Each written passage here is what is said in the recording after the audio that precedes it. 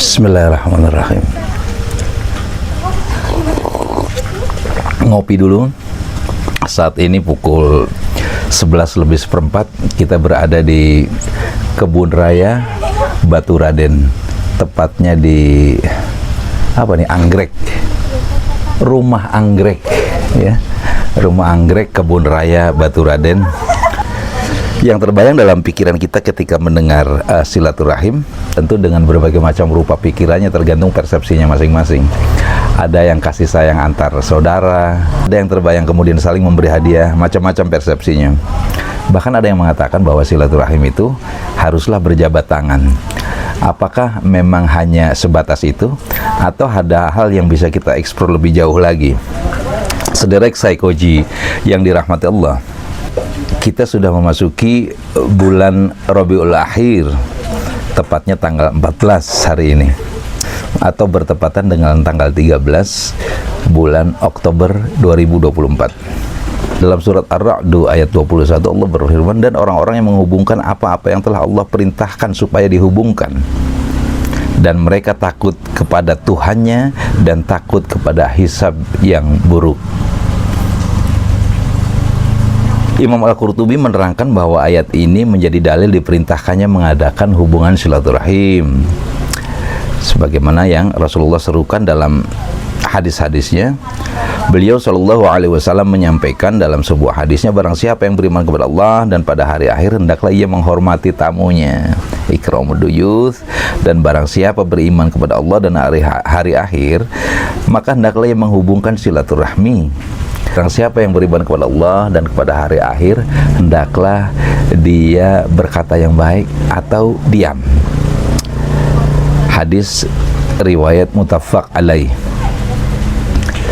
Maka 3 poin di sini tentang hal yang penting, tentang menghormati tamu, memiliki posisi yang sentralistik dalam Islam, adalah bagian dari cita-cinta keimanan seseorang. Demikian pun menghubungkan silaturahmi, dan demikian juga pola keimanan seseorang ditentukan dari bagaimana ia mampu selalu berkata baik dan dituntut untuk selalu berkata baik.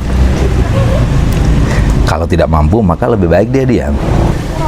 Tentang apa makna otentik dari silaturahmi, kalau masyarakat Indonesia mungkin karena kreatif, kata-kata silaturahim yang dalam bahasa Arab itu dikreasikan menjadi silaturahmi, dan dalam kamus bahasa Indonesia pun ditetapkan seperti itu penulisannya. Sedangkan dalam bahasa Arab, silaturahmi itu berasal dari 2 kata, yaitu as-silah dan ar-rahim. Kata silah dapat dimaknai dari 2 aspek. Pertama, silah itu bisa bermakna alat atau sesuatu yang menghubungkan sesuatu. Yang kedua, silah itu bisa bermakna tindakan atau perbuatan yang maknanya adalah fi'lu ma yu'addu bihil insan wasilah, membuat atau melakukan suatu aktivitas yang dengannya manusia dianggap tetap berhubungan. Nah, sedangkan menurut istilah, kata Ibnu Hajar Al-Haythami, beliau mengatakan as-silatu isulu naw'i minal ihsan. As-silah adalah menghubungkan atau menyampaikan suatu jenis kebaikan. Demikian kata Ibnu Hajar Al-Haythami. Adapun kata ar-rahim, ar-rahm dengan huruf ar-riham mempunyai huruf penyusun yang sama, yaitu ro, ha, dan mim. Jadi akar susunan hurufnya sama, yaitu ro, ha, dan mim. Jadi secara hakikat bahasa itu memiliki arti yang sama sebetulnya antara silaturahim dengan silaturahmi, yaitu apa? Baitul waladi wa wi'a'uhu, rumah atau wadah tempat pertumbuhan anak, baik roham maupun rahim. Demikian pun seperti yang dikatakan dalam kamus fikih, disebutkan secara fungsional ar-rahim adalah tempat terbentuknya janin, sebagaimana tadi dikatakan baitul waladi wa wi'a'uh.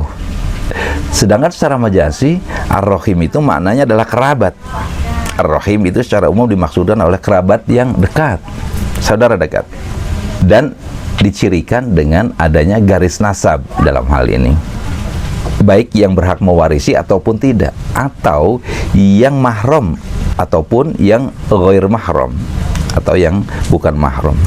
Sederek Saikoji, maka kita sebetulnya tidak usah terseret arus pembicaraan yang saling diametral, bertentangan tentang makna silaturahim ataupun silaturahmi, karena keduanya itu dari akar sama. Dengan penggunaan ungkapan silaturahmi itu tidak dikatakan sebagai sesuatu salah kaprah gitu. Mereka mengatakan salah kaprah. Sebetulnya referensi dari segi kebahasaannya sama. Makanya kita mengambil sikap pertengahan bahwa kedua hal itu adalah hal yang tidak perlu untuk dipertentangkan. Demikian penjelasan yang mudah-mudahan bisa manfaat bagi diri saya dan tentunya bagi sederek semuanya. Aku qouli hadza wa astaghfirullah li wa lakum. Assalamualaikum warahmatullahi wabarakatuh. Salam Saikoji.